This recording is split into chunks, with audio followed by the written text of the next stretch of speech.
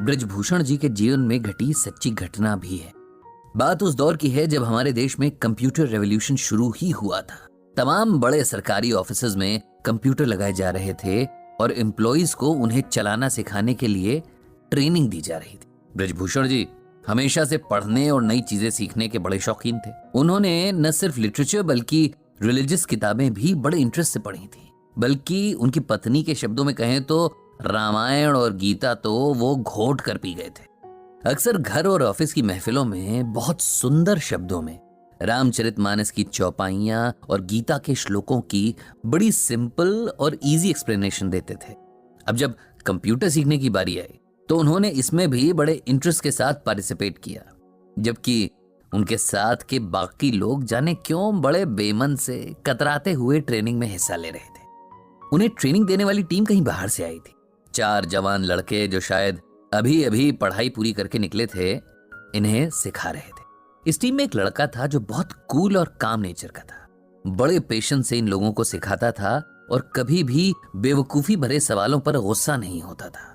इस लड़के का नाम संदीप था। ब्रजभूषण जी को संदीप बहुत पसंद था। इधर कुछ दिनों से ब्रजभूषण जी देख रहे थे कि संदीप कुछ शांत सा रहने लगा था। उसके चेहरे पर हमेशा रहने वाली मुस्कान जैसे डिम सी पड़ गई थी। अक्सर कहीं खोया सा रहता और एक अजीब सी सैडनेस उसकी आंखों में बनी रहती। अब ब्रजभूषण जी एक्सपीरियंस्ड आदमी थे, जानते थे कि अगर इस एज में डिप्रेशन ने पकड़ लिया तो जिंदगी खराब कर देगा। इसीलिए उन्होंने संदीप से बात करने की सोची और एक दिन उसे डिनर पर घर बुलाया। संदीप आया और खाना खाने के बाद पंडित जी उसे साथ लेकर वॉक पर निकल गए। फिर बातों बातों में उसकी परेशानी का कारण पूछा, जिसे पहले तो वो टालता रहा, लेकिन फिर उसने अपनी परेशानी का रीजन बता ही दिया। दरअसल पिछले 5 सालों से संदीप किसी बड़े कंपेटिटिव एग्जाम की तैयारी कर रहा था और लगातार मेहनत के बाद भी तीसरी बार उसे फेलियर ही मिली थी, जिसने उसकी हिम्मत पूरी तरीके से तोड़ दी थी। उसे लगने लगा था कि उसकी जिंदगी के 5 साल बस यूं ही वेस्ट हो गए और अब उसका कोई फ्यूचर नहीं होगा। इतनी मेहनत के बाद मिले फेलियर ने उसे चौथे और आखिरी मौके के लिए भी मायूस कर दिया था। वो अब आगे एग्जाम्स की तैयारी नहीं करना चाह रहा था और कहीं ना कहीं अपनी फेलियर के लिए खुद को ही गिल्टी मान रहा था, यानी दोषी ठहरा रहा था कि शायद उसकी मेहनत में ही कहीं कमी रह गई थी। ये सब सुनकर ब्रजभूषण जी ने तुरंत संदीप को श्रीमद् भागवत गीता का ये श्लोक सुनाया। कर्मण्येवाधिकारस्ते मां फलेषु कदाचन मां कर्म फल हेतुर्भुर्मा ते संगोस्त्व कर्मणि। जानते हो संदीप, इसका मतलब क्या है, मीनिंग क्या है? ये श्लोक भगवत गीता के दूसरे चैप्टर का 47वां श्लोक है। जब अर्जुन रणभूमि पर अपने सगे संबंधी, अपने गुरु, भाई और दोस्तों को देखकर युद्ध छोड़ देना चाहते हैं, तब भगवान उसे गीता का उपदेश देते हैं। और गीता का ये श्लोक तो संपूर्ण गीता की समरी जैसा ही है।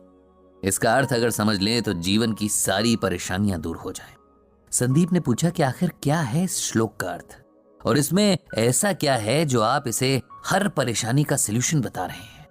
ब्रजभूषण बोले, इसका अर्थ है कि हे अर्जुन, तेरा अधिकार कर्म करने में है, उसके फल में नहीं।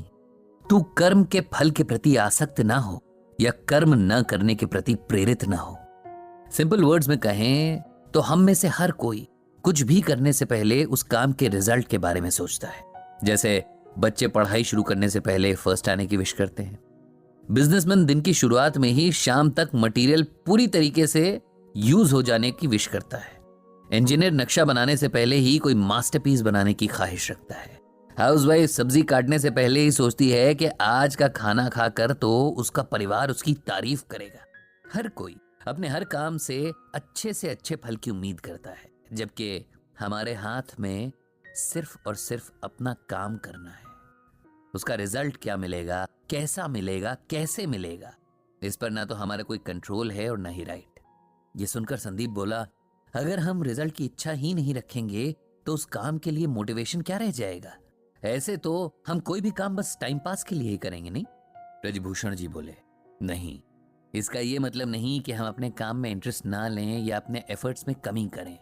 इसका मतलब ये है कि हम ये समझ लें कि हमारे कंट्रोल में सिर्फ हमारा काम है। उदाहरण के लिए एक बच्चे का काम पूरे साल भर अच्छे से पढ़ाई करना है, लेकिन परीक्षा का रिजल्ट और भी कई बातों पर डिपेंड करता है, जैसे कई बार कॉपी चेक करने वाले के मूड पर भी। ऐसे में यदि नंबर उस बच्चे की एक्सपेक्टेशन से कम आ जाते हैं तो उसे ना तो अपनी एबिलिटी पर शक करना है, न ही आगे मेहनत करने में कोताही करनी है। हमें हर हाल में अपना बेस्ट देना है। उसके बाद क्या होता है ये ईश्वर पर छोड़ देना है। किसान जब खेत में बीज बोता है, रात रात जागकर फसल को पानी देता है, तब वो अपना काम कर रहा है। लेकिन अगर सूखा पड़ जाए या उसकी फसल को कोई बीमारी लग जाए, तब किसान को अपने आप को इसकी वजह नहीं समझना चाहिए, क्योंकि ये बात उसके कंट्रोल में नहीं थी। जीवन में बहुत कुछ ऐसा है जिस पर हमारा कोई वश नहीं है, लेकिन खुद पर और अपने कर्म पर हमारा पूरा वश है। इसीलिए उसमें कमी नहीं रहनी चाहिए।